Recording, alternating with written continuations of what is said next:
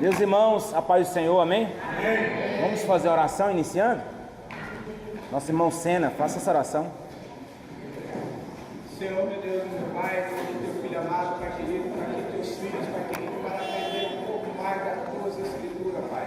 Sabemos que esse curso de teologia vai nos levantar e vai nos engrandecer, Pai. Toma na tua mão também nosso pastor Sérgio, Pai, a qual vai nos ensinar o que nós precisamos aprender, Pai. Em nome de Jesus, amém. Amém. Amém. Pode se assentar, meus irmãos? Deus abençoe. Meus irmãos, eu vou dar início, tendo em vista que esse capítulo, ele é um capítulo muito grande. E tem muita coisa aqui que eu gostaria de passar para os irmãos. Eu não sei se vai dar para a gente terminar o que eu queria falar para os irmãos nessa noite, tá? Dentro dessa 1h30 e agora 1h20, né? Abra sua Bíblia no Salmo 19. Salmo 19. Poderíamos ler esse texto todo, mas vamos ler apenas alguns versículos. Salmo 19.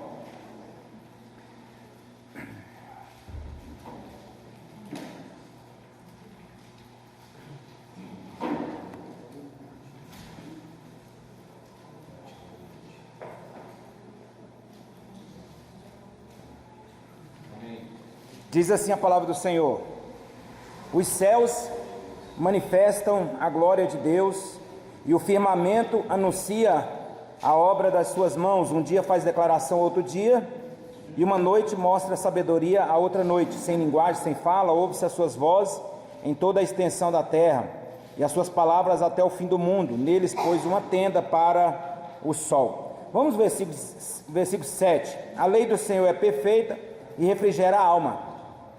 O testemunho do Senhor é fiel e dá sabedoria aos simples. Os preceitos do Senhor são retos e alegram o coração. O mandamento do Senhor é puro e alumia os olhos. O temor do Senhor é limpo, permanece eternamente. Os juízos do Senhor são verdadeiros e justos juntamente. Mais desejáveis são do que o ouro, sim, do que muito ouro fino, e mais doces do que o mel e o licor dos favos. Até aqui, irmãos, esse capítulo todo vai falar sobre a revelação de Deus, né? Deus, irmãos, ele se revela, tem as maneiras de Deus se revelar. Nesse salmo aqui é mostrado pelo menos duas formas de como que Deus se revela. Primeiro, pela natureza. Deus, ele se revela pela natureza. Nós vamos ver aqui que o próprio salmista vai dizer, né, que a natureza, ela conversa entre ela, revelando a glória de Deus. E isso você percebe muito bem. A primeira vez que eu fui conhecer o mar, irmãos, eu quase chorei, né? Eu quase chorei de ver aquela maravilha ali e saber que foi Deus que fez aquilo ali, né?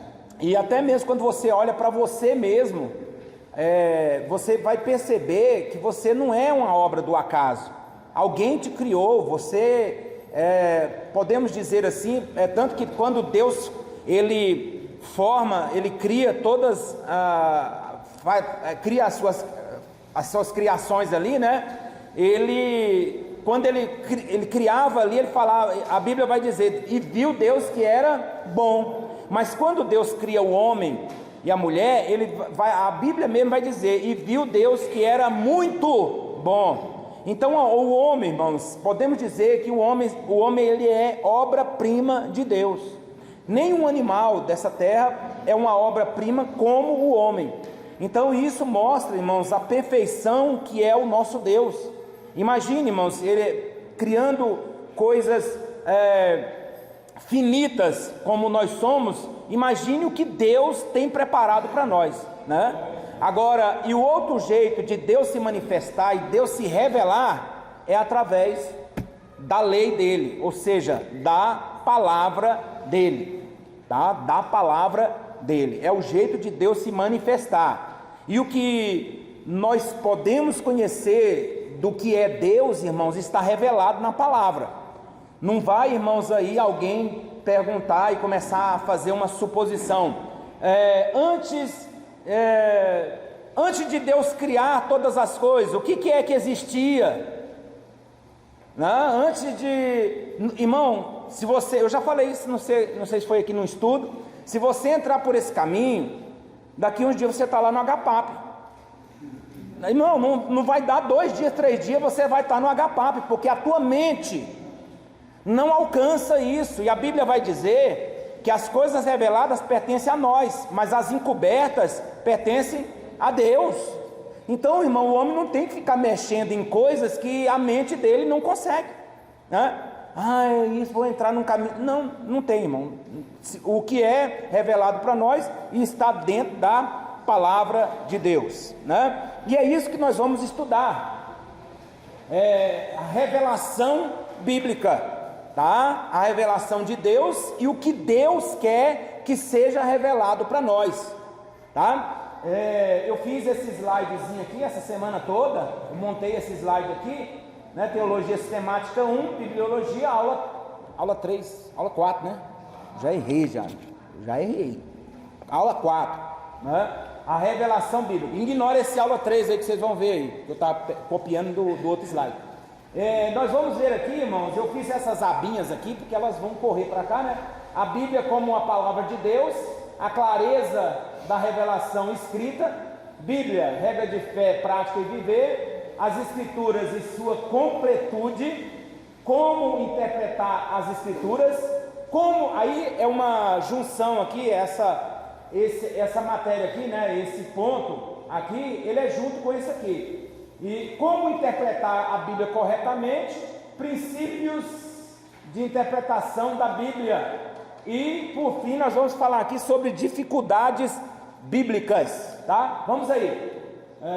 Ignora a aula 3. A Bíblia, o primeiro tópico que nós vamos estudar aí na revista dos irmãos é a Bíblia como a palavra de Deus, tá? A Bíblia como a palavra de Deus. Nós lemos aqui no Salmo 19, né? E aí o autor mesmo aqui, ele vai dizer, o Senhor, ele se revela à humanidade pela sua majestosa criação, sem linguagem, sem fala, e Paulo, ele vai dizer que as coisas invisíveis desde a criação do mundo, tanto o seu eterno poder como a sua divindade, se entendem e claramente se veem pelas coisas que estão criadas. Irmãos, preste atenção. Quando houver o julgamento de todas as coisas, tá? Não o julgamento da igreja, a igreja vai ser julgada no tribunal de Cristo, isso aí é matéria de escatologia, mas quando houver o julgamento de todas as coisas, todas as pessoas passar pelo julgamento, vão ter vários critérios, irmãos, de julgamento, porque alguém pode perguntar assim: como que o índio que está lá no meio do mato, ele vai ser julgado? Vai ter critérios, irmãos, para ele lá também, tá? E um dos critérios que nós podemos citar é a natureza. Paulo aqui em Romanos, ele vai dizer que a natureza, ela prega, que existe um Deus, que é o que nós falamos aqui na outra aula, que Deus, ele não fez um macaco e desse macaco veio o homem. Não, Deus criou um ser humano e esse ser humano permanece até hoje, né? Então ninguém vai ser julgado por antes, né? O ser humano lá atrás não era ser humano, veio a se formar ser humano. Não tem como ser julgado por isso. Então, irmão, tudo vai ter um julgamento.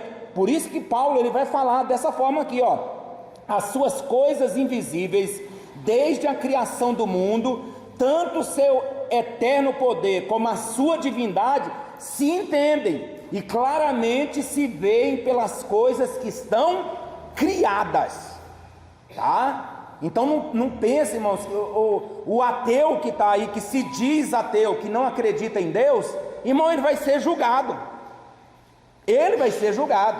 Não pense que vai escapar simplesmente por ele dizer: eu não sabia que o Senhor existia. Deus vai mostrar a natureza para ele, tá? Então, cuidado. Mas não é por causa disso que a igreja vai ficar de braços cruzados, sem pregar o evangelho. Nós estamos aqui com uma função, e é uma ordem de Jesus Cristo: pregar o evangelho, tá?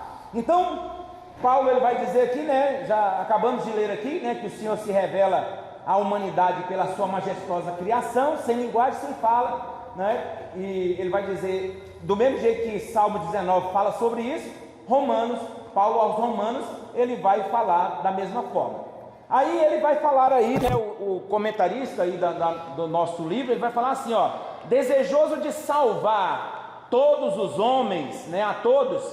1 Timóteo 2, versículo 4 vai dizer que o desejo de Deus é que todos os homens sejam salvos. Mas preste atenção, irmão, Deus ele deseja, mas ele não força, tá? Essa que é uma questão. Nós estamos entrando aqui até mesmo na questão do calvinismo em si e do arminianismo, tá? O arminianismo ele tem esse lado de dizer que nós temos escolha de dizer um não, tá? Mas o calvinismo diz que não, que você não tem escolha, ou você é salvo ou você é perdido, não tem como, tá? Então o próprio Paulo vai dizer que Deus ele quer que todos os homens sejam salvos, e não existe essa história aí de que Jesus ele morreu apenas por alguns. Não, a Bíblia vai dizer em João 3,16 que, né, porque Deus amou o mundo de tal maneira que deu seu Filho unigênito para que todo aquele que nele crê não pereça,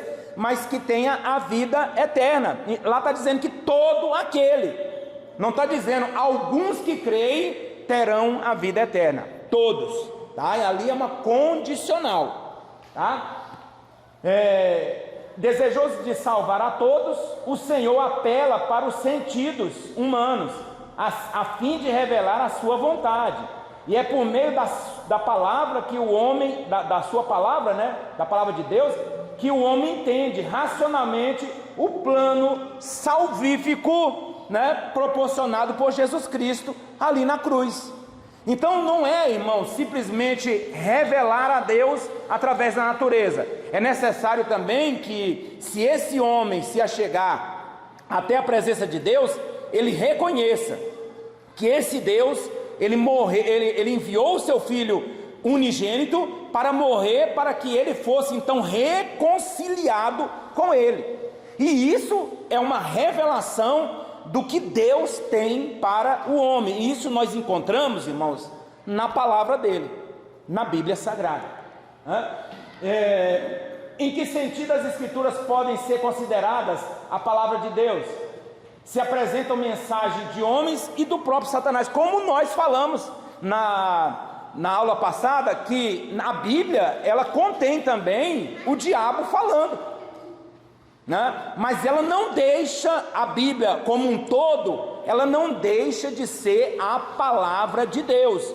E o que está ali dentro, irmãos, está para um propósito, né? Para que a pessoa não entre por este caminho, para que os mesmos erros que aquele cidadão, ou aquela mulher, ou aquele homem cometeu, nós não venhamos também cometer. Romanos 15, versículo 4, está escrito: tudo o que dantes foi escrito teve um propósito, o qual para o nosso ensino foi escrito, para que pela paciência e consolação das Escrituras tenhamos esperança. Então, irmãos, toda vez que você ler a palavra de Deus, você quer uma revelação de Deus, você tem que, tudo que você lê, trazer para a sua vida como um exemplo, para que a sua esperança ela não diminua e ela não se acabe. Irmãos, uma pessoa sem esperança é a pior coisa que existe no mundo. Irmãos, deixa eu falar, quando a gente fala sobre isso aí, a gente lembra logo disso aqui, ó. Um piloto de avião, irmãos, sem esperança, ele é um perigo, irmão. Porque sem esperança, irmão, ele pode fazer assim, ó, com aquela aeronave aí, e jogar tudo e matar pessoas que são inocentes. Um motorista de ônibus sem esperança, irmão, é um perigo. Um motorista de um carro normal, um particular, sem esperança, ele é um perigo para quem está dentro do carro dele e para o coitado que está lá numa parada de ônibus. Então, irmãos, nós, dentro da palavra de Deus, quando nós lemos a Bíblia Sagrada, todos os dias nós revigoramos a nossa esperança em Deus. Então, para isso é que nós temos que estar nos debruçando na palavra, para que nós não venhamos perder a esperança. Paulo, irmãos, ele vai escrever na primeira carta aos Tessalonicenses, ele vai falar sobre a volta de Jesus. E quando ele fala sobre a volta de Jesus, parece que as pessoas ali ficam alvoroçadas. E ele vai escrever a segunda carta, e ele vai dizer, né? E ele vai explicar o porquê de ele escrever aquela primeira carta. Ele falou: gente, fica tranquilo aí. Não vai acontecer isso sem que primeiro se manifeste o homem da iniquidade. E na primeira carta, quando ele vai falar sobre o arrebatamento da igreja, ele vai falar que nós não podemos viver sem esperança. Eu conto sempre, irmãos, que um dia eu fui para um sepultamento de uma irmã, e ali naquele sepultamento, irmão, ali no velório, irmão, estava um clima tão maravilhoso ali naquele lugar.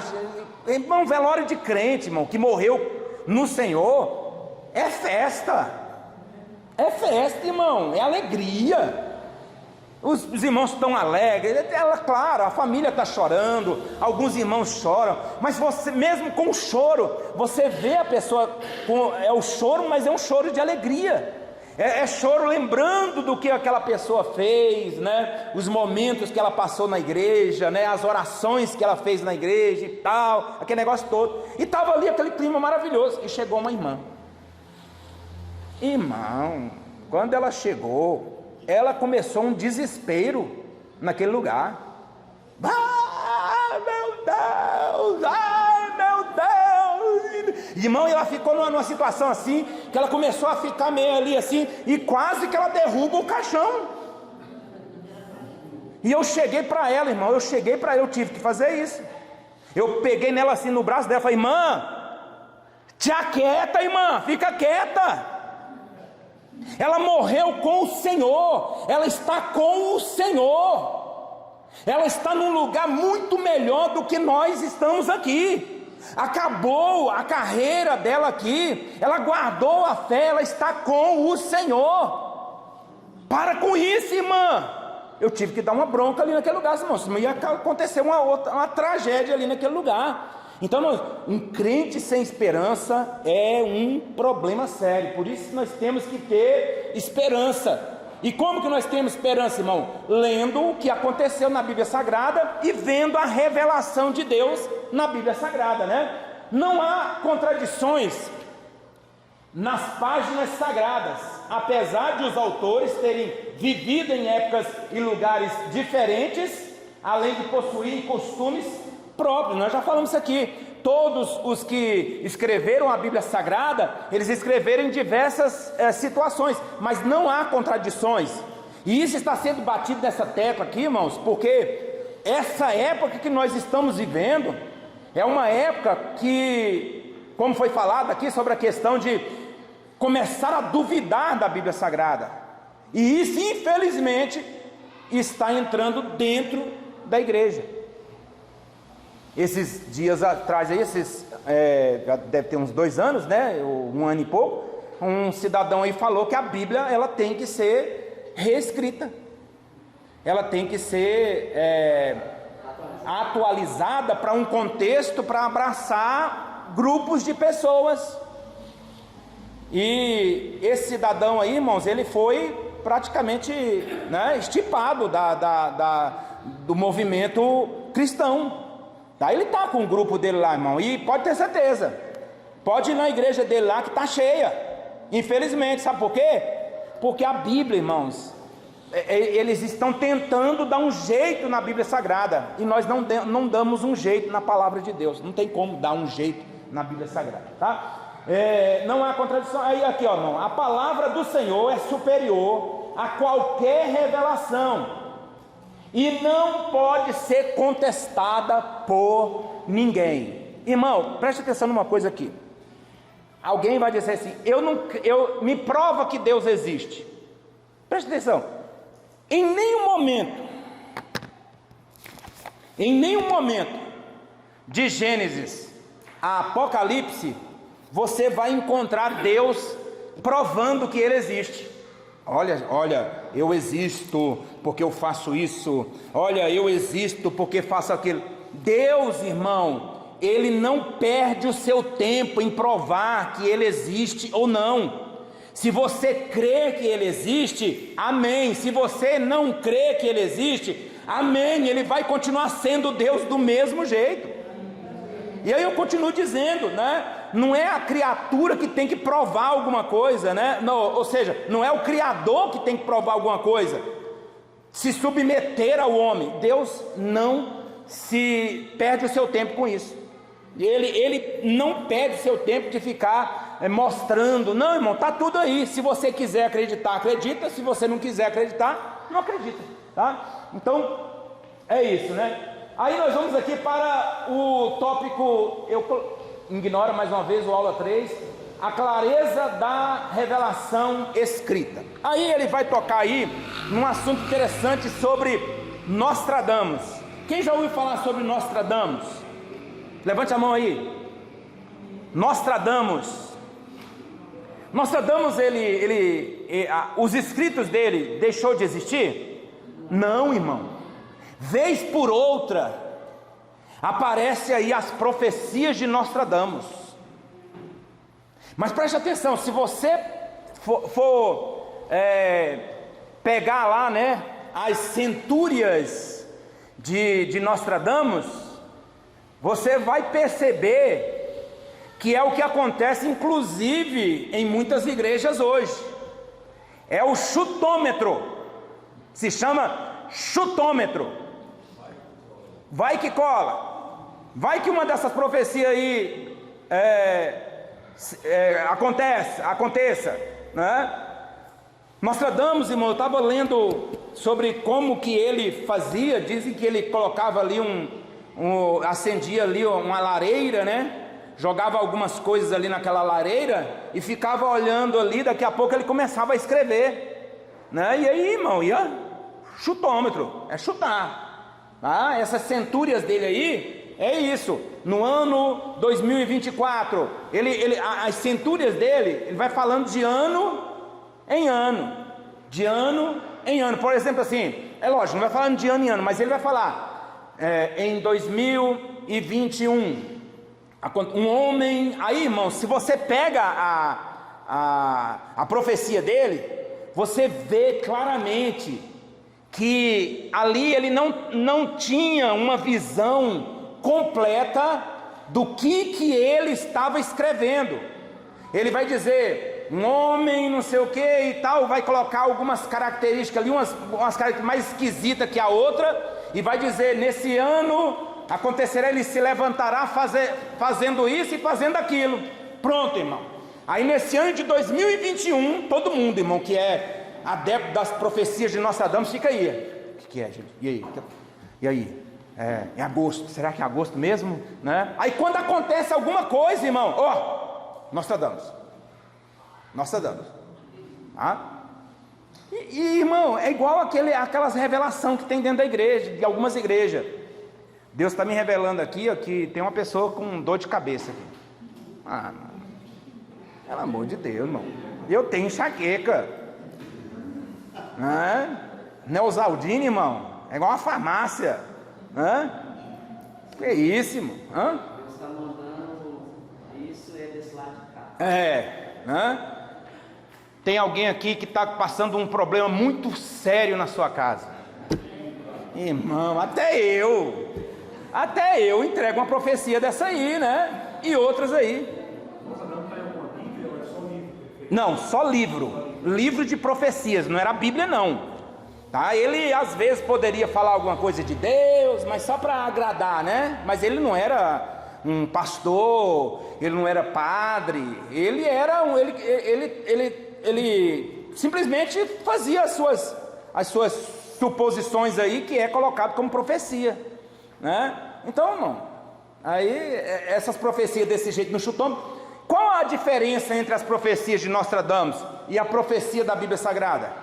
É porque aqui, irmãos, é o chutômetro. Aqui é a palavra de Deus,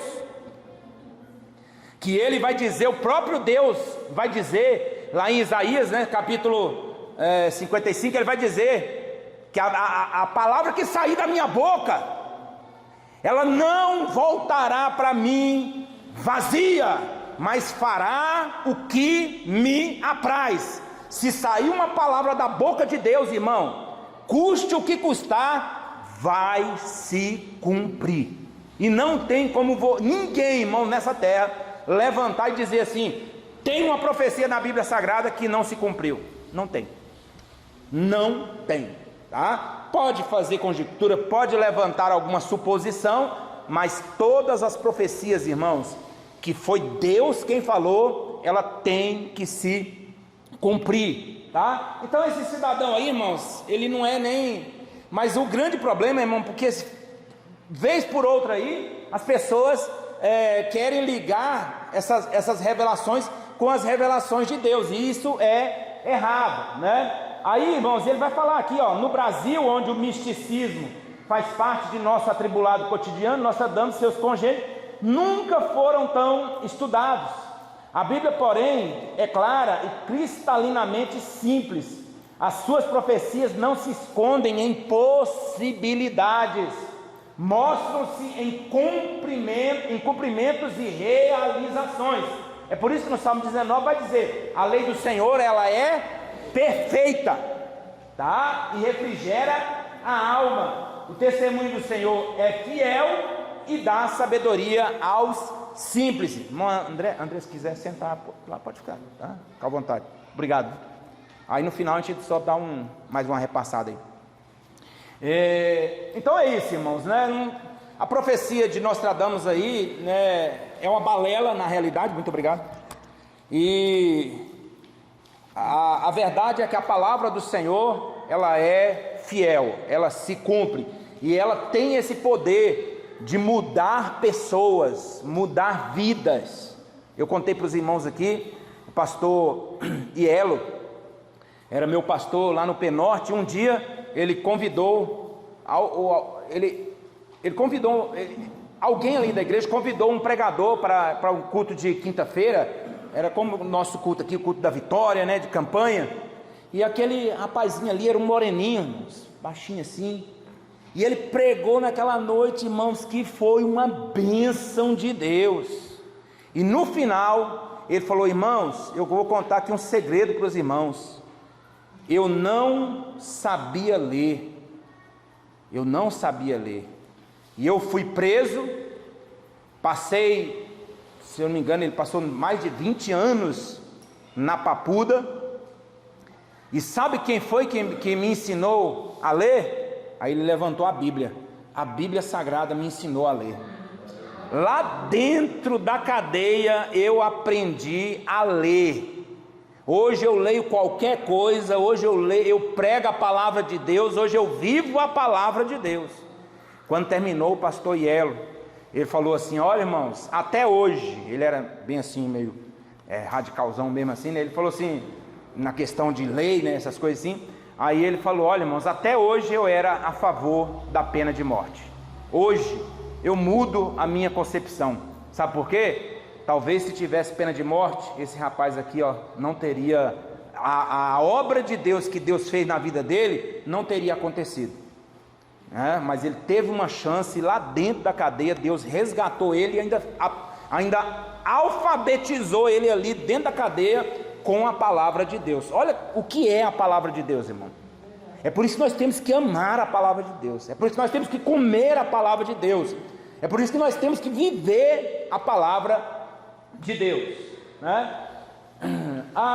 O terceiro ponto aqui: Bíblia, regra de fé, de prática e de viver. Aí eu fui buscar aqui uma bússola, né, junto com a Bíblia Sagrada, justamente por causa disso, irmão. A Bíblia, ela é a nossa bússola, ela é o nosso manual, né?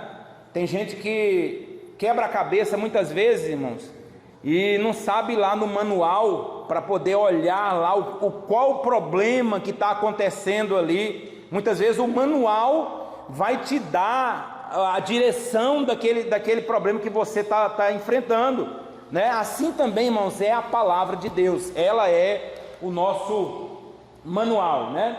Na América Latina, como um todo aqui, né, onde a fé evangélica ainda é pura e conserva a simplicidade dos que nos antecederam, ver pessoas de modo geral questionando a supremacia da Bíblia Sagrada é algo ainda inimaginável. Irmãos, a América Latina continua sendo uma boa parte, a maior parte dela, cristã, tá? Continua. Eu estava vendo ali, né, acompanho algumas pessoas que fazem viagem assim, e eles passando de vez em quando na Bolívia, por exemplo, né? E na Bolívia sabe que lá tem comunistas no poder, né? Mas as igrejas continuam lá, irmãos.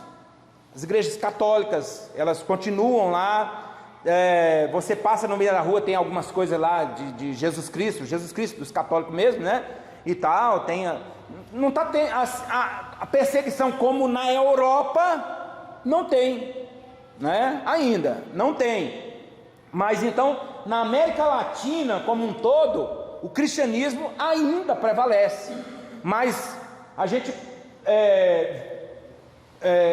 como ele disse aqui, né? Ver pessoas questionando a supremacia da Bíblia Sagrada é algo inimaginável. Mas, irmãos, está aumentando. O grande problema não é a pessoa que deixou de acreditar, é a pessoa que agora ele simplesmente fica na sua casa, não quer saber de religião, não quer saber de cristianismo, né? E às vezes, irmãos, tem a sua própria religião. Hoje está crescendo aí esse número de desigrejados, né? Que são pessoas que estão infelizmente, né, chateadas com as igrejas e pensa em fazer uma igreja ele próprio em casa, ou seja, ele sozinho cultuando a Deus. E nós estamos vendo na escola dominical que isso não é a vontade do Senhor. Se Deus quisesse que você congregasse na sua casa, Ele não teria dito, o próprio Jesus Cristo não teria fundado a igreja, criado a igreja. E a igreja, irmãos, somos todos nós. Podemos ser templo do Espírito Santo, mas a igreja somos todos nós, né?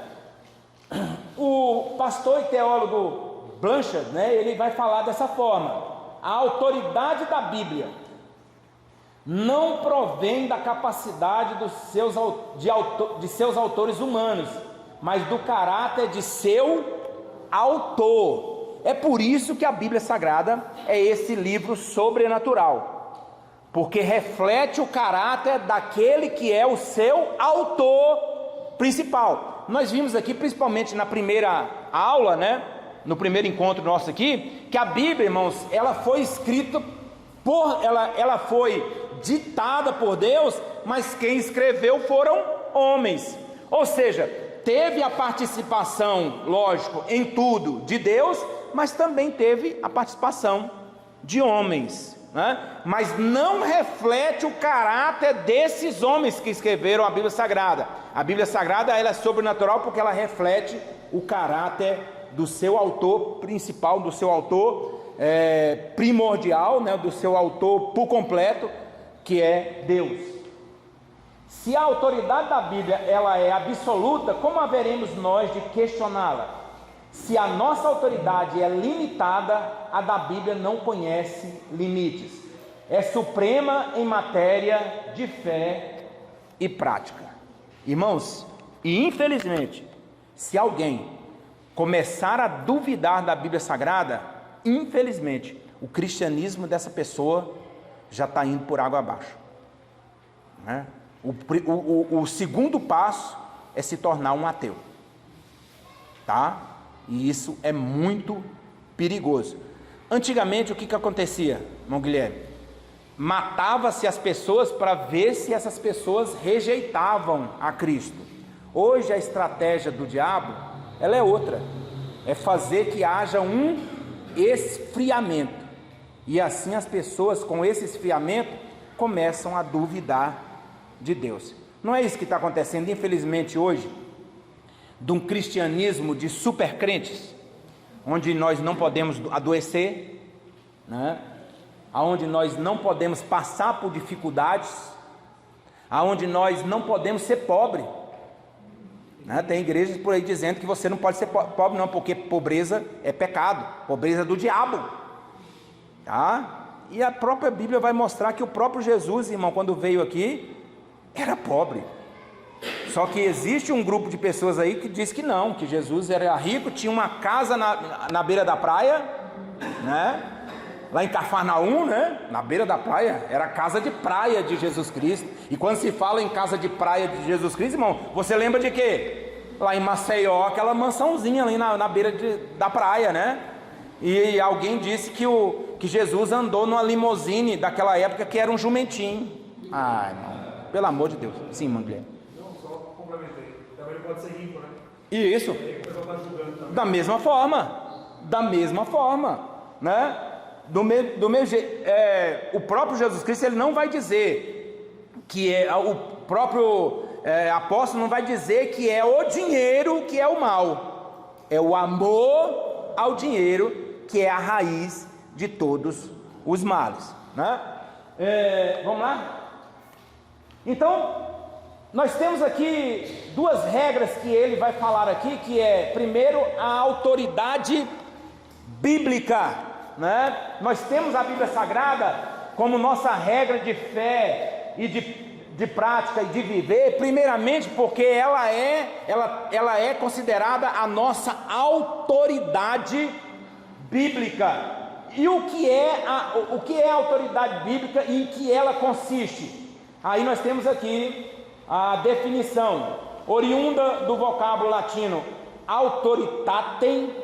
A palavra autoridade significa direito absoluto e inquestionável de se fazer obedecer, de dar ordens, de estabelecer decretos e, de acordo com estes, tomar decisões e agir a fim de que cada decreto seja rigorosamente observado. Isso é autoridade, tá? O pastor de saudosa memória, pastor Antônio Gilberto, ele vai dizer assim, o que é autoridade bíblica nesse ponto?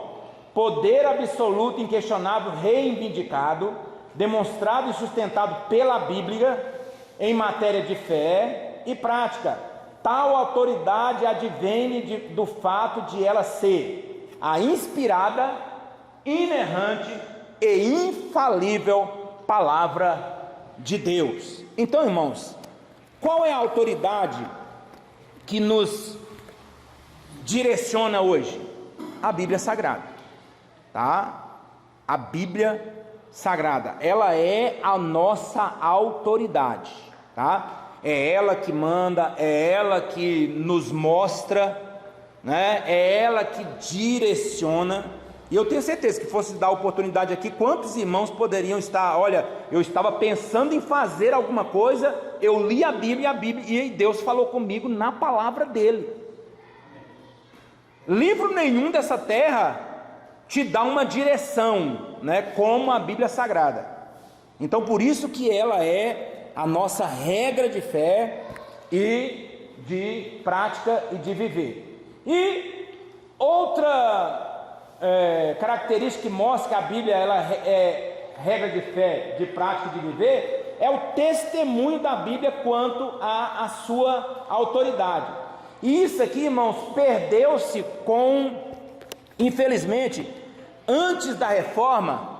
O que prevalecia, né, principalmente na igreja católica? Algo que se chama a tradição. O que é a tradição? Não é a tradição apostólica, é a tradição do que a igreja determina, do que nós podemos e não podemos fazer. Não é a Bíblia, é a igreja que diz. Até hoje, irmãos, e foi falado aqui, né? Foi dos sacramentos, né? Nós falamos na escola dominical, não foi? Na escola dominical nós falamos sobre o sacramento, né? E nós observamos ali que um dos sacramentos ali também é justamente estar observando o que diz a tradição. E aí a tradição muitas vezes, irmãos, não está dentro da palavra de Deus. E é quando Jesus Cristo, até mesmo lá na época de Jesus,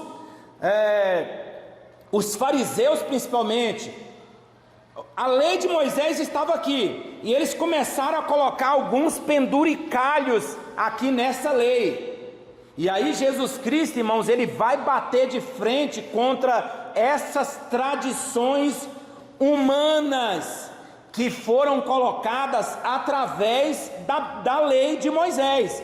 Por exemplo, eles estavam ali comendo, e aí, para eles, lavar as mãos era algo sagrado. Lavar as mãos antes de comer. E aí nós observamos que eles chegam para Jesus e ficam escandalizados, porque todo mundo estava lavando as mãos ali como um ritual, viu, irmãos? Não era questão de higiene, não. Era porque eles penduraram aquilo na lei. Aí eles falaram: olha, todo mundo que observa a lei de Moisés lava as suas mãos, os seus discípulos não estão lavando as mãos. E aí o que Jesus vai responder? O que entra pela boca do homem não contamina, mas o que sai da boca do homem, isto é o que contamina. Irmãos, Jesus ali estava dizendo: olha, vocês têm coisa pior saindo da boca de vocês, e vocês não estão preocupados com isso, vocês estão preocupados com o que entra, sendo que depois é jogado fora. Mas o que sai da boca do homem pode até mesmo levar ele para o inferno. Então olha como que é. Então a tradição, ela era algo que a Igreja Católica colocava os seus mandamentos que não estavam na Bíblia Sagrada. Por exemplo, reza pelos mortos, né? As velas, né? A ascensão de Maria, outras coisas aí, né? Eram colocadas ali em pé de igualdade com a Bíblia Sagrada. Lutero, irmãos, e na Reforma vem justamente mostrar que nós não precisamos dessas tradições, nós precisamos unicamente da Bíblia Sagrada do jeito que ela é, só isso. Então um dos solas é exatamente esse: somente a Escritura, somente a Escritura. Sim? Sim, exatamente. Ninguém podia ler. Minha mãe mesmo, irmãos, ela era católica daquela do pé roxo mesmo. Ela cantava em latim. Minha mãe, ela não tinha, ela era um pouco, não era alfabetizada. Ela sabia ler direito, ela sabia ler, escrevia muito pouco. Mas, irmãos, ela cantava em latim as novenas dela, aqueles negócios lá. E aí, uma vez lá, até quase que nós levamos uma surra, né? Porque ela cantava lá assim: Kyrie eleison, Kyrie eleison. Se eu não me engano, isso aqui é Kyrios, né? Senhor Jesus Cristo, Senhor Deus todo. É um negócio assim, irmão, no latim. E ela cantava. E a gente um dia chegou lá e ficou Kyrie eleison, e ela quase corta a gente na vara mesmo, sabe? E, irmãos, então mas por quê? Irmãos, a tradição, quando ela entra mesmo dessa forma, começa-se a esquecer da Bíblia Sagrada e coloca primeiro as ordenanças humanas. Isso é muito perigoso. Né? E aí o que diz aqui, ó, a Reforma Protestante teve como uma das maiores virtudes o resgate, a reforma que resgatou no seio da cristandade, da supremacia das Escrituras em matéria de fé e prática. Até então, ou seja, a Igreja Católica se renegava à doutrina dos apóstolos ou dos profetas, colocando a tradição da Igreja Católica Romana acima da palavra de Deus. Por isso, os reformadores guiados pelo Espírito Santo, recolocaram as Sagradas Escrituras no centro da igreja, legislando sobre a doutrina e acerca da conduta dos cristãos. Eu estava um dia, para os irmãos verem como que é essa situação. Hoje não, hoje está mais liberado. Eu estava de serviço lá no eixo norte, no eixão norte. Tinha antigamente uns caixotezinhos, né, que a gente chamava ali, né, da CPRV, da Polícia Rodoviária. Ficava um na asa sul e ficava outro na asa norte. E eu estava ali naquela noite ali na asa norte, e a gente estava na barreira policial ali, e tinha um cabo, que ele era o comandante da equipe, né? E aí eu comecei ele sabia que eu era crente e começou a conversar comigo. E ele falou assim: Célio, por que vocês não dão assim o devido respeito aos santos, né? O santo que está falando é os santos da Igreja Católica, né? Irmão, era a oportunidade para eu debater com ele, mas ao debater com ele, eu poderia perder ali, entrar por um caminho de discussão, e não ia gerar nada. Geralmente entra por esse caminho: não, a sua igreja que está errada, a minha igreja que está certa, e não sei o que. Daqui a pouco eu vou falar mal do padre, eu vou falar mal do papa, eu vou falar mal do não sei o que, eu vou falar mal dos santos. Eu peguei e simplesmente falei assim: cabo, o senhor tem uma Bíblia em casa? Aí ele falou assim: tenho. Aí ele falou assim: leia o Salmo 115, e aí veja o que fala lá nesse salmo. Irmão, e ele, aí aí vamos trabalhar. Eu não falei nada, irmão, eu não falei eu não defendi tese nenhuma, eu simplesmente mandei ele ler a Bíblia. Passado uns 3 serviços, ele chegou, e aí a gente estava lá na barreira de novo. Aí ele falou assim: Célio, fui ler lá no Salmo 115, que diz, né, que os ídolos dos povos, né, tem boca mas não fala, tem orelha mas não ouve, tem olhos mas não veem. E eu fui perguntar para o padre, e eu cheguei para o padre e falei assim: padre, por que aqui está dizendo que os ídolos eles têm isso e aquilo, e torne-se semelhante a eles, não só aqueles que adoram, mas também os que fazem eles? Aí sabe o que o padre falou para mim, Célio? Falou assim: não, eu não tenho tempo para falar sobre isso aí com você não. E saiu e me deixou lá a ver navios lá. Célio, eu estou na Igreja Batista, fui lá e levei minha família, estou lá na Igreja Batista e estou congregando numa igreja evangélica agora. Precisou eu falar alguma coisa, irmão? Precisou eu debater? Precisou eu xingar? Precisou eu falar mal da religião? Né? Então, cuidado, irmão, né? Sobre isso aí, irmão. A Bíblia tem a resposta, tá? E aí, por quê? Porque para nós, irmãos, a Bíblia está no centro. A Bíblia é tudo para nós, irmão, porque a revelação de Jesus Cristo está aqui. E um dia eu aceitei a Jesus Cristo porque alguém pregou essa palavra para mim, né? Então, a Bíblia, ela foi colocada no centro e ela não pode ser tirada do centro, tá? Aí, irmãos, nós temos aqui as Escrituras e sua completude. O texto nesse texto aqui, irmãos, vai dizer que vez por outra aí, chega alguém dizendo que precisa colocar alguma coisinha na Bíblia Sagrada.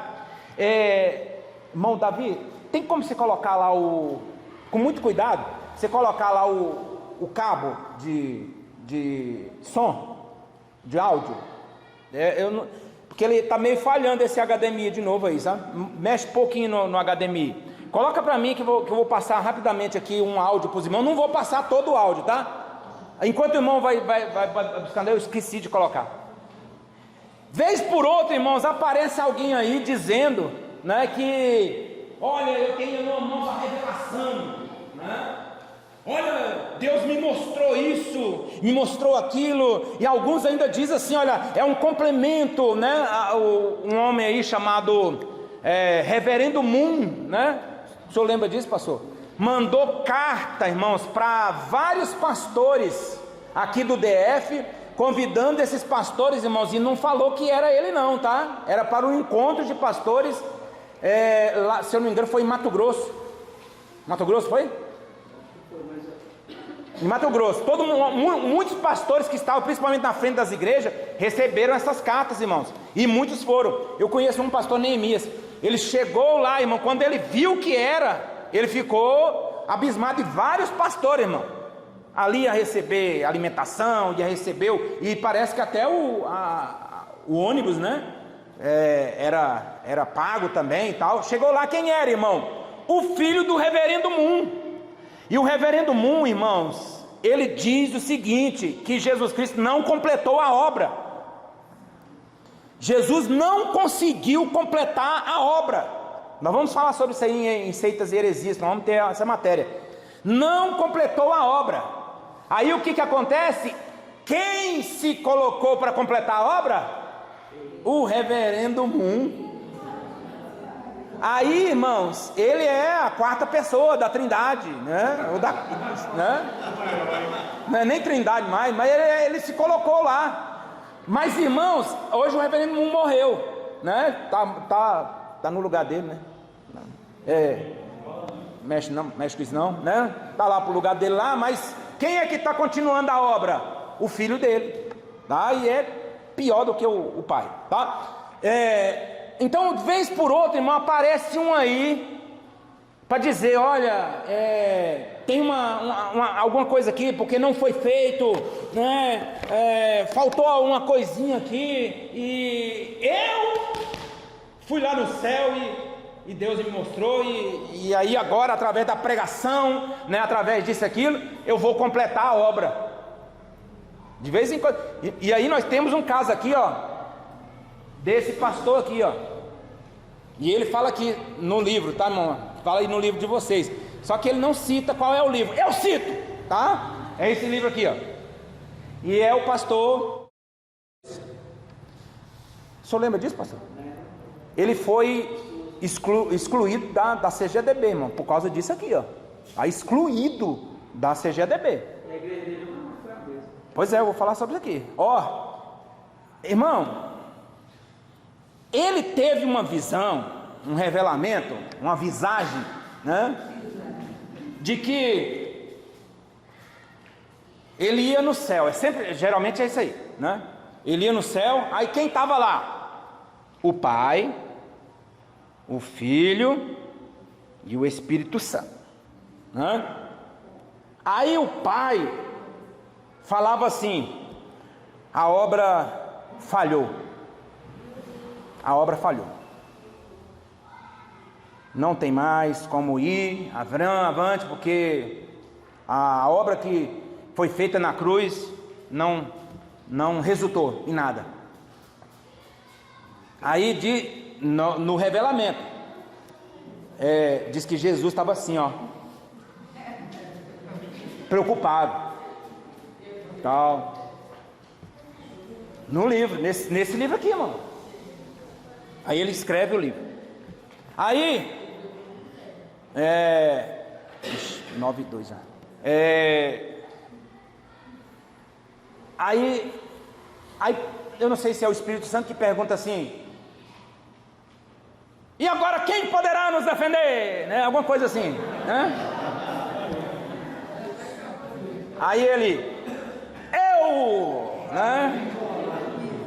Aí, você tem certeza disso? Tenho. Aí ele pergunta assim: o que vai acontecer quem se prontificar a fazer isso aí? A completar a obra, irmão, que tinha falhado, né? Aí ele vai falar assim: não, o que vai acontecer de bom se a pessoa se prontificar a fazer isso? Milhares de almas aceitando a Jesus no mundo inteiro, né? E o que vai ter contra e o que vai ter de ruim nisso aí? Muitos dos seus amigos vão se virar contra você. Claro, mas irmão, quem é que não vai virar contra um cidadão falando uma bobagem dessa, né? É lógico, irmão, isso aí já estava tudo no script, né? Aí, irmão, ele pegou e escreveu esse livro aí, ó, O Triunfo Eterno da Igreja. Aí, irmãos, vou mostrar o vídeo aqui, não vou mostrar todo não. Esse aqui, alguém conhece quem é? Dá uma olhadinha na hora que ele vai cair, para você ver. Aí, irmão, todo mundo que pegava esse livro, né? Quando ele entregava na mão da pessoa, todo mundo caía, irmão, na igreja. Todo mundo, eu vou mostrar, irmão. Eu mato a cobra, mostro com que eu matei ainda, né? Mostro um pedaço da madeira ainda. O cadáver dela ainda. Pastor, mas ele falou que cada revelação era forte. Exato. Agora aqui, olha. Vamos lá. Olha lá, olha lá. Ele vai entregar o livro. Dá uma olhadinha no Gesiel ali, entendeu?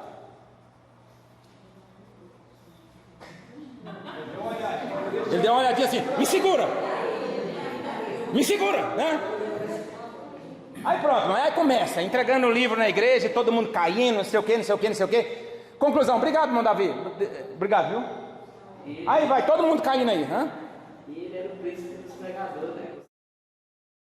Respeitadíssimo, tá? Aí vai, tá, irmãos, antes, não estou dizendo que foi por causa disso, não, irmão. Irmãos, não fala, ele teve um derrame, um AVC muito forte, tem vídeo no YouTube, ele tentando falar, não consegue falar, tá? Não consegue falar. E aí, irmão, cadê a obra que ele se prontificou a fazer? Então, irmão, quando surgir essas coisas aí, irmão, não dê crédito, tá? Vamos passar aqui? Então, irmãos, duas coisas aqui, duas verdades quanto à Escritura Sagrada, que andam de mãos dadas: autoridade e completude. Autoridade, irmão, porque ela é autoridade, ela é a autoridade máxima, tá? E completude, ela já está completa, não precisa de mais nada, não há complemento. Não existe esse negócio de pessoa dizer, eu vou completar a obra, eu vou fazer isso. Não, Deus precisa de mim para completar isso aqui. Deus não precisa, a obra já foi concluída ali na cruz, tá? Acabou. Como interpretar as Escrituras? Eu vou correr aqui. Deveres do estudioso da Bíblia. Primeiro, irmãos, amar a palavra de Deus. Eu tenho que amar essa palavra. Irmão, não é idolatrar. Você tem que amar a palavra de Deus. Você tem que ler a palavra de Deus. O George Miller aqui, irmão, ó, ele leu a Bíblia 100 vezes, cada vez mais com prazer. Considerava perdido o dia que não gastava um tempo proveitoso curvado sobre ela. Segundo, eu não tenho que ler somente a Bíblia, eu tenho que ler ela diariamente. Não é de ano em ano não, irmão. Não é de semana em semana não, é diariamente. Eu tenho que ler a Bíblia, tá? Segundo, eu tenho que não só ler, eu não só tenho que ler diariamente, eu tenho que dar ouvidos à exposição da palavra de Deus. Jesus vai dizer em João 8,47, quem é de Deus ouve a palavra de Deus, tá? Romanos 10,17, Paulo vai dizer que a fé vem pelo ouvir, e o ouvir pela palavra de Deus, né? E por aí vai. Quarto, eu tenho que não só dar ouvidos, eu tenho que guardar. Lá em Apocalipse capítulo 1, versículo 3, nós temos, né, a tríplice bem-aventurança, que lá bem-aventurados são os que leem, ouvem e guardam. Eu tenho que guardar essa palavra, tá? O salmista diz, escondi a tua palavra no meu coração para não pecar contra ti. Em quinto lugar, eu tenho que também praticar o que está escrito na palavra de Deus. Não é só isso não, irmão, não é só ficar lendo, não é só guardar não, eu tenho que colocar em prática também, né? Tiago vai dizer, né, que é difícil, né, um dever ainda mais difícil é o de praticá-la, como está escrito em Tiago, né? Nós não podemos ser ouvintes esquecidos ou esquecidos da palavra de Deus. Nós temos que ser ouvintes praticantes da palavra. E outra aqui é o que os irmãos estão aqui, irmãos. O objetivo dos irmãos, manejar bem a palavra de Deus. Eu tenho que saber manejar essa palavra. Sim. A missão do aluno é isso aí, ó. Porque se o aluno vir só para cá, sem ler aqui em casa, vai desanimar, não vai querer mais estudar e vai falar que é difícil fazer teologia. Então, assim, o que é recomendável é, como está falando aí, amar e ler. Você precisa pegar durante a semana toda, ler o que está aqui e ir nos versículos que estão falando aqui, nas referências. Para quando chegar aqui, você está ciente que o pastor já está falando, para você sentir a vontade na sala de aula. E não tem como ficar citando todos os versículos, pedindo para os irmãos ler todos os versículos, senão, eu volto a dizer, para um curso de teologia mesmo, reconhecido pelo MEC, de 2 anos aí, no mínimo de 2 anos, é de 7h30 até as 11 horas da noite, tá? Eu tenho que manejar bem a palavra de Deus, e em 7º lugar eu tenho que interpretar. Eu tenho que saber interpretar a Bíblia, irmão. E nós vamos falar algumas coisas aqui rapidamente, mas nós vamos falar muito mais quando nós estivermos falando sobre hermenêutica e homilética, tá? E exegese, tá? E nós vamos falar sobre isso aí. Como interpretar corretamente, né? Aqui. Quando eu ler, irmãos, eu tenho que ter cuidado com a interpretação. O que é ou seja, eu tenho que saber o que é literal e o que é também simbólico na Bíblia Sagrada. Por exemplo, aqui, Jesus ele vai dizer que ele é a porta. Eu não posso pensar que verdadeiramente Jesus é uma porta de madeira. Ali tem um porquê dele falar porque ele estava dizendo que ele é a porta, tá? Ele é uma entrada. E eu tenho que saber falar isso aí. E irmãos, infelizmente tem gente que lê a Bíblia do jeito que está escrito lá e começa a pensar dessa forma também. É nesse ponto que eu tenho que saber interpretar, tá? E ter muito cuidado. A grande parte da Bíblia Sagrada, irmão, é a interpretação literal, grande parte. Mas há simbologia, como nós vamos ver aqui rapidamente, tá? Eu tenho que também ter uma iluminação espiritual. Se acreditarmos de fato ser o Espírito Santo o inspirador da palavra de Deus, é misto crer que na leitura e interpretação da Bíblia podemos contar com a iluminação que vem do Espírito Santo. É aquilo que eu estou dizendo, irmão. Você vai estar lendo a palavra de Deus junto com aquele que escreveu a Bíblia, que ditou a Bíblia. Então é ele que vai te ensinar. Pode ter certeza absoluta, irmão. Assim como aquele rapaz aprendeu a ler e a escrever com a Bíblia Sagrada e a pregar lá dentro da papuda, você também vai escrever, você vai saber isso, irmão, né? Você também vai saber isso. Ele vai falar sobre o discípulo do caminho de Emaús. E por fim, irmãos, aqui nós temos que olhar pelo princípio gramatical. Isso aqui, irmãos, infelizmente, não quero dizer, irmão, justamente pela simplicidade dos irmãos, mas nós precisamos ter cuidado, irmãos, com as pontuações na Bíblia Sagrada. Irmãos, tem uma vírgula ali, ela está ali por um motivo. Não come essa vírgula, não. Não passa em cima desse ponto, não. Não chama a túnica de Jesus de tunica, não. Tem um acento lá. Quando você vê um acento lá, irmão, ele está ali por um motivo, para você dar destaque naquela palavra, e aí você vê que não é túnica, tá? Cuidado com as pontuações, irmãos, cuidado. Aí eu conto aqui rapidamente, irmão. Um cidadão não gostava do rei, ele não gostava do rei. Aí sabe o que ele fez? Foi lá na parede lá do castelo e escreveu isso aqui, ó: matar um rei não é crime. Irmão, ele estava bravo demais, irmão.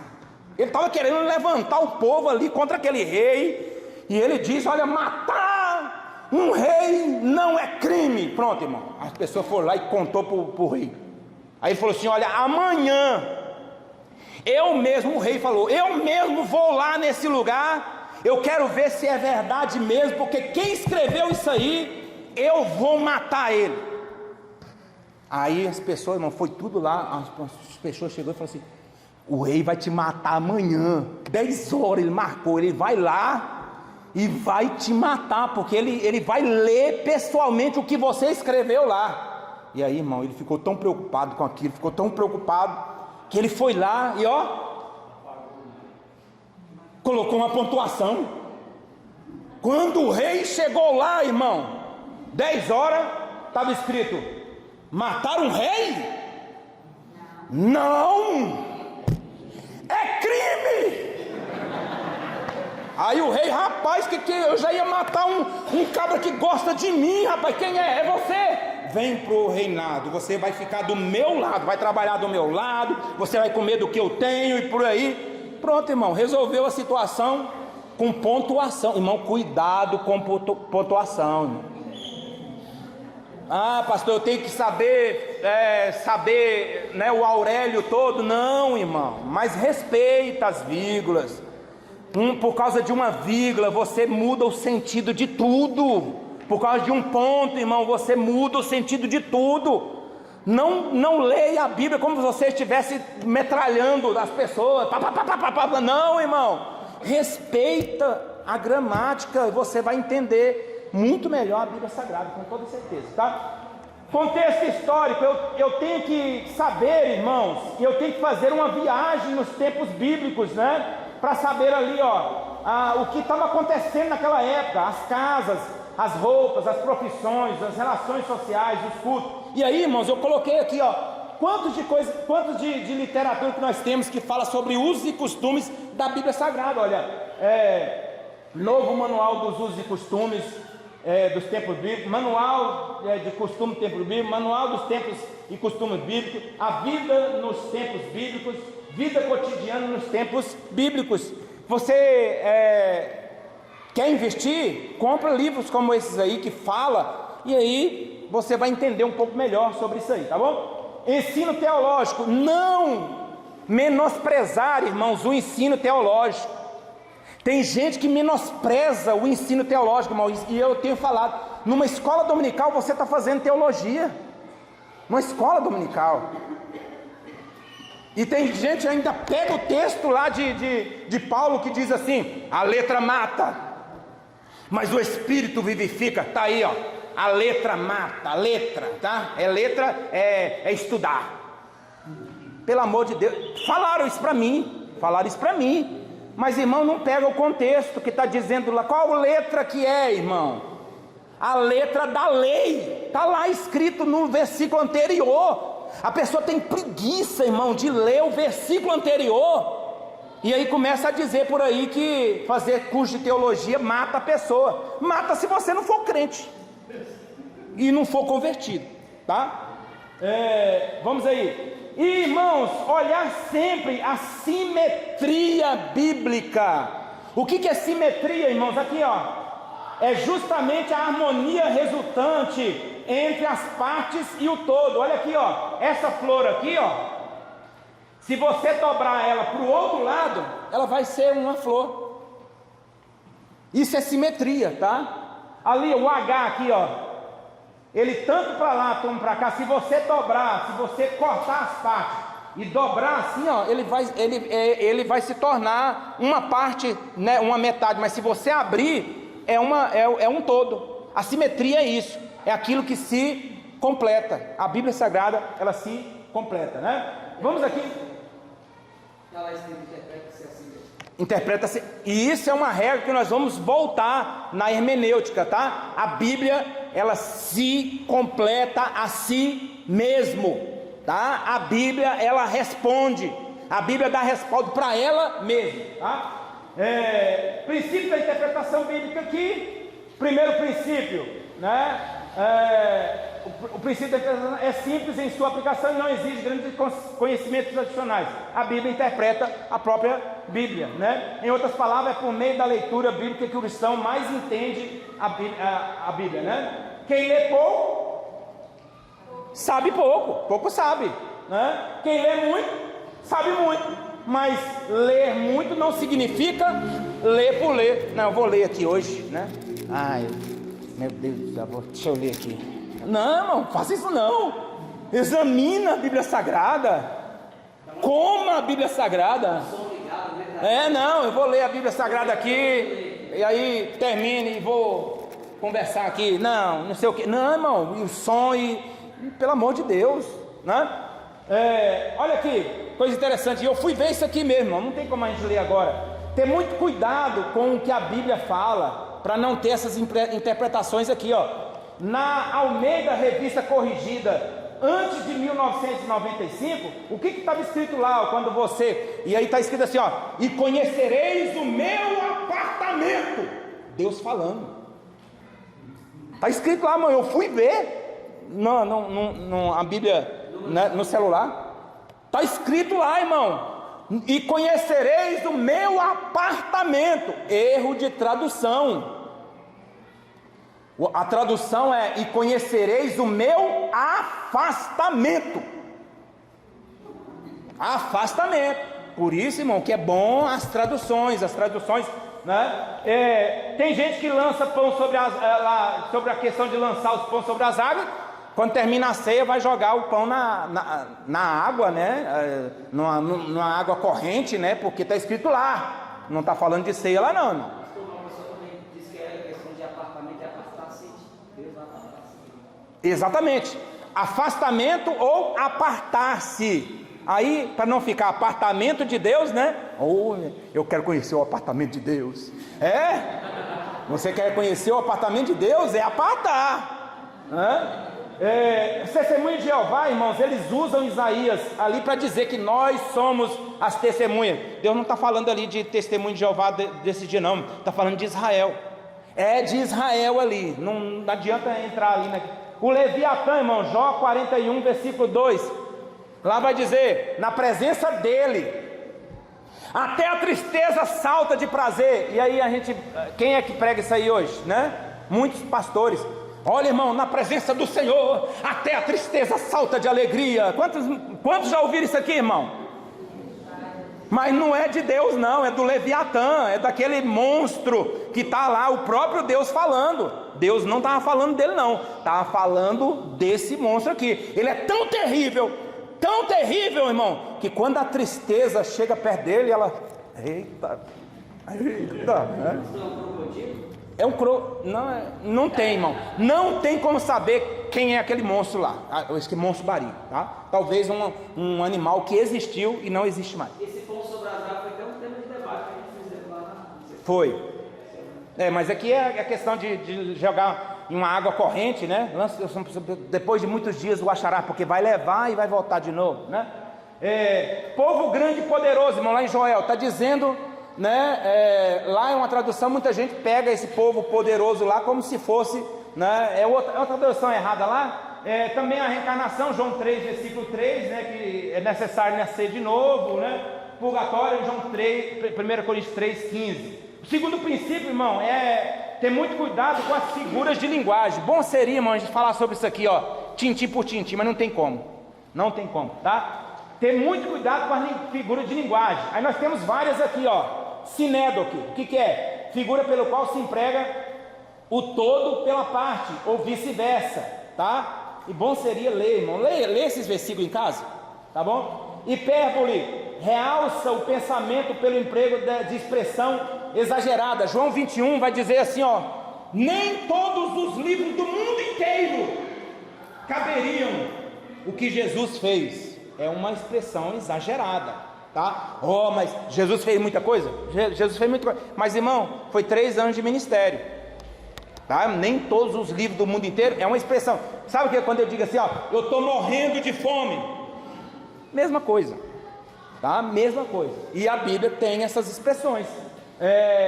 Prosopopeia, né? Personificação de coisas inanimadas, né? Isaías 55, 12. Metonímia, emprego da causa pelo efeito ou símbolo pela realidade, Lucas 16, 29. Paradoxo, proposição, ideia ou opinião aparentemente contraditória, Mateus 8, versículo 22, né? E pleonasmo, o que é pleonasmo? Subir para cima, descer para baixo, entrar para dentro. De vez em quando a gente escuta direto aqui assim, né? Eu queria convidar os irmãos para se colocar sobre os vossos pés. Eu já estou sobre os meus pés, irmão. Eu fico até com medo, né? Quando eu ouvi a primeira vez, eu fiquei com medo. Cadê meu pé para eu me colocar sobre ele, né? Mas a Bíblia diz isso aí. A Bíblia diz, está lá, ó. Atos, se eu não me engano, é Atos 14, versículo 10, que diz isso aí, tá? Chegou naquele paralítico e falou assim, ó. E ele, ouvindo, colocou-se sobre os seus pés, né? Tá, então, mas quando a gente ouve assim, a gente, opa, cadê? Né? Tá, pleonasmo. Entrar para dentro, sair para fora, né? E por aí vai. Voltar para trás.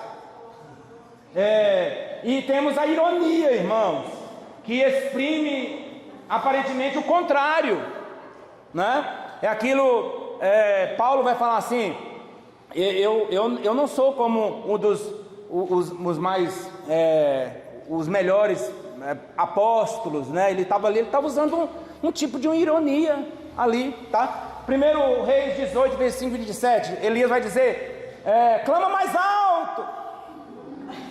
Quem sabe ele saiu para viajar. Então nós temos que entender isso aí, viu, irmãos? Nós temos que entender isso aí. Terceiro princípio, irmão, aqui vai ter uma polêmicazinha, mas está tudo bem. Vamos lá. Outra indispensável ferramenta de interpretação sagrada são os conhecimentos históricos e culturais.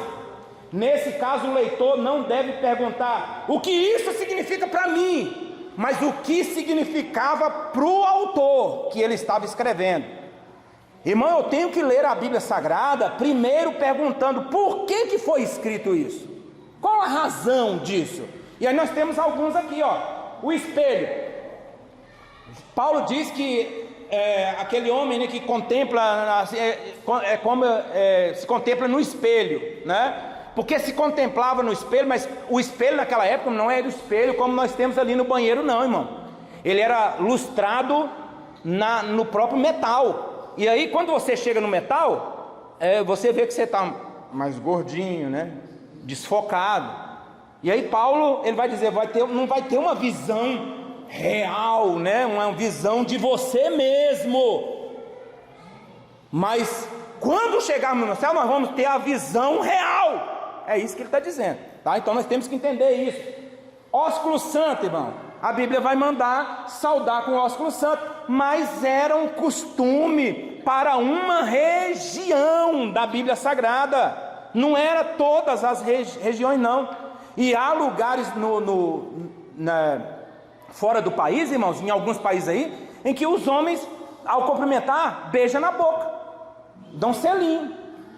Existe, se eu não me engano, na Rússia tem um tipo de pessoa que eles beijam na boca, assim, o selinho, tá? E não é homossexualismo, é costume, cultura, tá? Se fizer isso no Brasil, Deus me... E aqui, aí manda saudar com o ósculo santo. Nós vamos sair agora beijando todo mundo. Irmão, era para aquela época, para aquela região, e só em alguns lugares que mandava saudar com o ósculo santo, porque era um costume daquele local mesmo. Você não vai ver em outro lugar, mas era um costume também entre os judeus. Qual foi a dica ali que Judas passou para aqueles homens lá? Aquele que eu beijar, e era uma coisa natural, normal.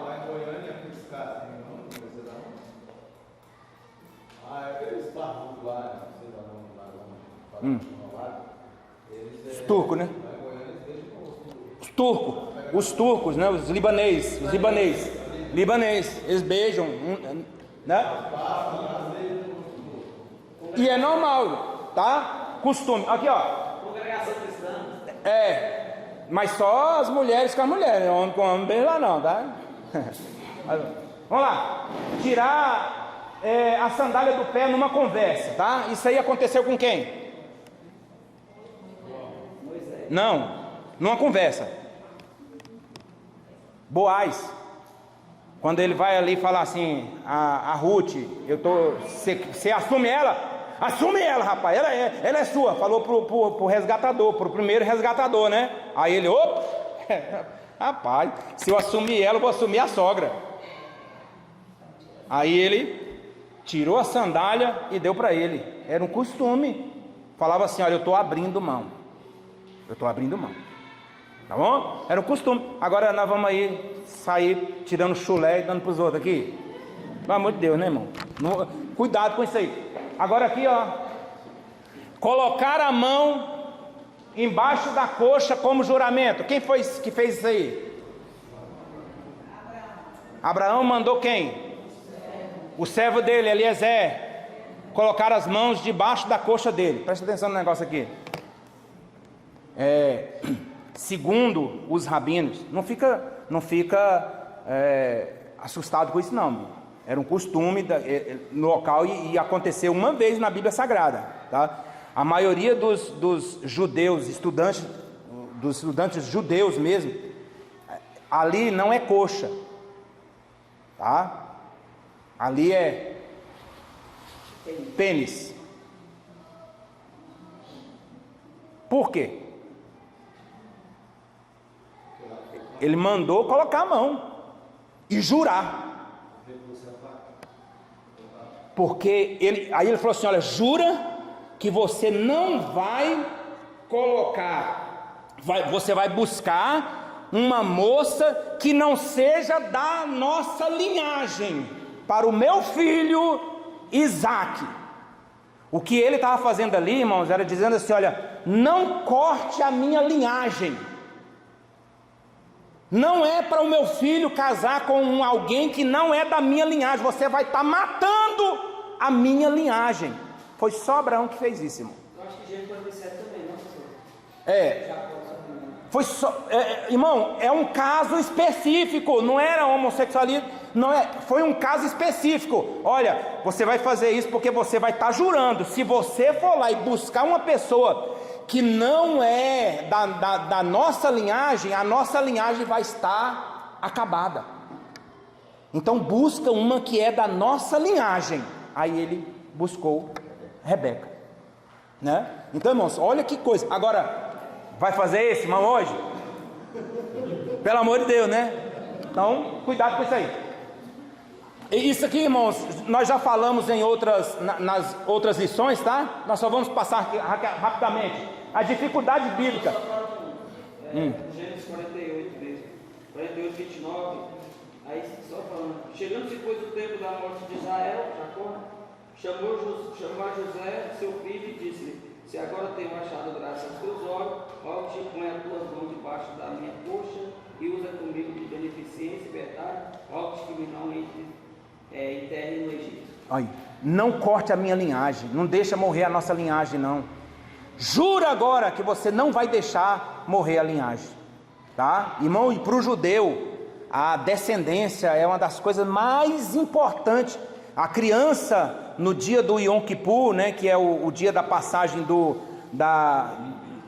adolescente para a maturidade, né, a idade adulta, eles têm que citar, irmãos, a Torá. A criança de 12 anos, irmãos, tem que citar, e uma das coisas que ela tem que citar é a descendência, a linhagem, a genealogia dela. Olha como é que eles levam a sério a questão da genealogia. Por isso que está aí, irmãos. Eu não vou ler essa genealogia não, irmão, é uma das coisas melhor de se ler, porque você está vendo ali que a linhagem, a genealogia não se acabava, né? Aí temos a dificuldade bíblica, diferentes traduções, nós já falamos sobre isso aí, é um caso sério, irmão. E aí nós temos ali, ó, para um é 6, mas para o outro é 9, mas preste atenção, a palavra ela não se contradiz, tá? Ausência de textos originais. Tem gente que diz que a Bíblia ela é errada porque não tem os textos originais. Hoje não tem mesmo não, irmão, viu? O único texto original que tem hoje é o que foi achado nas cavernas de Qumran. Aí, ó, o original, isso aí é uma foto original do texto de Isaías que foi encontrado nas cavernas. Não foi encontrado. Tem gente que põe em dúvida, tá? Cuidado com isso aí. Tem que ter cuidado com esse levantamento. Tem gente que diz que o Antigo Testamento não vale mais, nós já falamos isso aí. Temos que crer nessa palavra, que a Bíblia ela é autêntica, e João 17, versículo 17, o próprio Jesus vai dizer: santifica-os na verdade, a tua palavra é a verdade, né? Sentido que a Bíblia é a palavra de Deus, né? Ao longo de suas páginas afirma-se 2008 vezes que Deus é o seu autor, né? Então, irmão, não tenho que contestar, Deus é o autor da Bíblia Sagrada. E a Bíblia como um livro, ela é muito diferente dos outros, porque, irmãos, os outros livros vão falar de outras coisas aí, a Bíblia vai falar de quê? Da história de Israel, da igreja apostólica, das profecias reveladoras do futuro. revelar o insondável amor de Deus na pessoa de Jesus Cristo como Salvador do mundo. Por isso, irmãos, é que a Bíblia ela é a mais diferente de todos os livros da face dessa terra, tá bom? E a influência sobre a sociedade. A Bíblia ela influencia também a sociedade. Isso aqui, o termo Bíblia, nós já vimos também, né? Aqui também sobre a questão dos históricos aqui, né? Muita gente confunde isso aqui justamente por causa disso, mas nós já falamos na Bíblia, na lição passada. Vamos corrigir o exercício, irmão? Vamos lá. Vamos corrigir o exercício? Qual é a página aí? 105. Desejoso de salvar a todos, Deus, né, ele apela para os sentidos humanos a fim de revelar a sua vontade, e é por meio da palavra que o homem entende racionalmente o plano salvífico. Correto ou errado? Correto. Então, correto. Ai, meu Deus do céu. Tá. A palavra do Senhor é superior a qualquer revelação e não pode ser contestada por ninguém. Correto. Na América Latina, onde a fé evangélica ainda é pura e conserva a simplicidade dos que nos antecederam, ver pessoas de modo geral questionando a supremacia da Bíblia Sagrada é algo inimaginável. Correto. Se estudarmos atentamente as heresias, constataremos o que? A maioria delas surgiu porque os seus autores conheciam essa verdade elementar. A Bíblia é completa em si mesma. Por quê? Por quê? Não, aqui ó. A maioria delas surgiu porque os seus autores conheciam ou desconheciam? Desconheciam, tá aí no livro dos irmãos, tá? Então ela é errada. Jesus confiou a cada cristão, começando pelos seus 12 discípulos, a responsabilidade de interpretar os seus mistérios. Correto. E quem lê pouco sabe pouco, quem lê muito sabe muito, mas ler muito não significa ler por ler. A qualidade da leitura é importantíssima. Pronto, tá bom? Deus abençoe a todos. Vamos ficar em pé, vamos orar.